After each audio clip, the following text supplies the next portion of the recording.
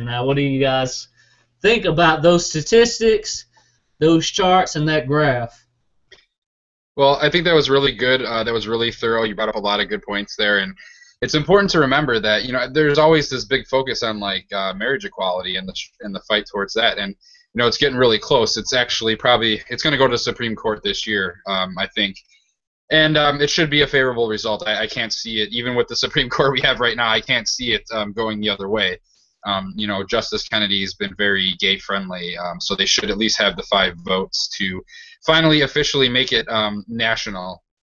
And it kind of seems that we're like making a little bit of a competition here between the homosexual or LGBT community and atheists, which of course it's not. We applaud them on their efforts and we support them in that, and we try to help them out. And largely we're allies. I think, and that's I have a lot of gay men who are followers of my page and my channel and things of that nature, and I like to think that it's because I'm a pretty good-looking guy, but more likely it's because atheists are obviously more likely to be male, overwhelmingly so, and that's just the way it is.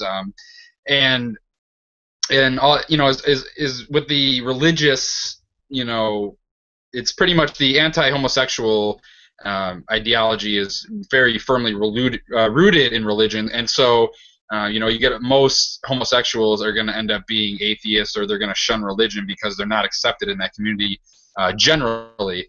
So that's kind of the way it is. So we can be allies and support each other in our efforts. Now it's a little bit different because they can kind of go out there and say like, hey, we're proud to be who we are, and we're not any better than you. We just are who we are. Whereas atheists are kind of defined like by what we aren't or what we don't believe in, which is it's kind of a problem. How do you go out there and say like, oh, we're atheists, like we're not better than you, but and then how do you kind of promote atheism? It's like to tell people why their beliefs aren't true, So it's a little bit different. It's going to be more of a struggle to gain favor and approval for atheism or for atheists and humanists in that way, because it's just the nature of it. I mean, how do you go out there and say like, well, we don't believe in God, we don't think we're better than you, but we do think that you're ignorant, and here's why. It doesn't really go over so well. But we can try to put on as best of effort as we can to try to get people, at least to come around to understand where we're coming from and who we are and things of that nature. I kind of made a lot of notes here as you were talking. You're talking about studies about same-sex parents, like adopting children and things of that nature. I know there was an Australian study done within the last couple of years that concluded that not only was there no harm to children that were being adopted by same-sex couples, but that they even may be a little bit better off. And they were kind of theorizing that the reason that might be is because, gay parents, they don't have any accidental children, if you will.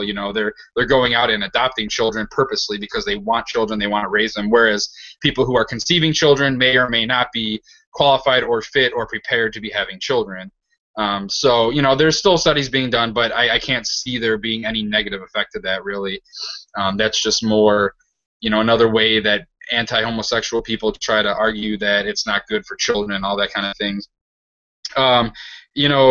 There's also ENDA, which was the Employee Non-Discrimination Act, which they're trying to get passed in Congress. Of course, the Republicans are against it. So that hasn't happened yet, and that's very important because that map you showed, that's really important. People can be discriminated against in hiring or, in just even renting an apartment or, so many things just because they're gay or queer, transgender, what have you. It's just not right. You should not be able to discriminate against somebody for things of that nature. So they need to get that done, and we got to get some, so all these states are going to be dragged along kicking and screaming, all these Bible Belt states and all these Bible-thumping states and all that, because we know how that goes. And then you have like the Duggars with that, that robo-calling that they did against the non-discrimination legislation in Arkansas. They actually had passed it, and then they actually just repealed it, and Michelle Duggar was making all those phone calls to make that happen.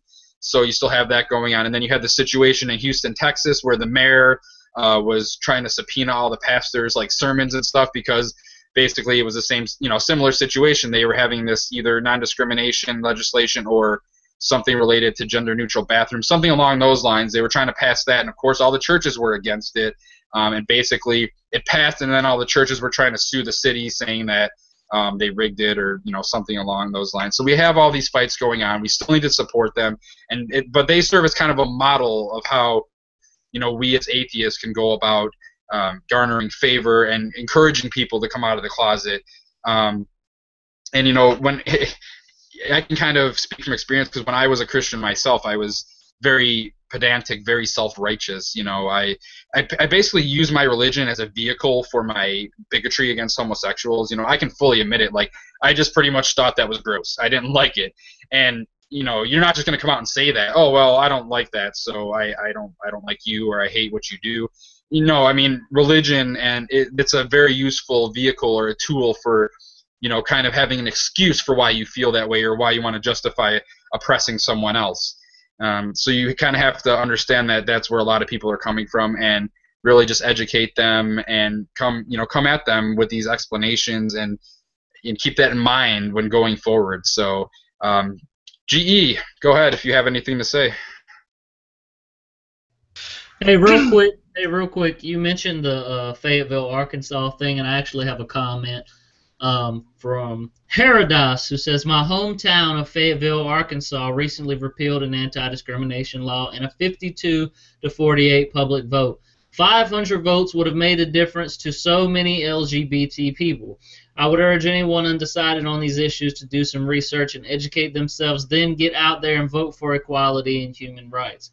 So what he's saying here is that even though, they're having these votes, they're still facing the issue of persecution and discrimination. And the best way to do it is to continue to parade, to continue to rally, and to continue to be vocal, and to get out there and vote. I know it's rough to participate in politics, but either you participate or you don't. And sometimes if you don't participate, a guy like the Demon Hunter, Dr. Chaps, may get elected into office. Go ahead, G.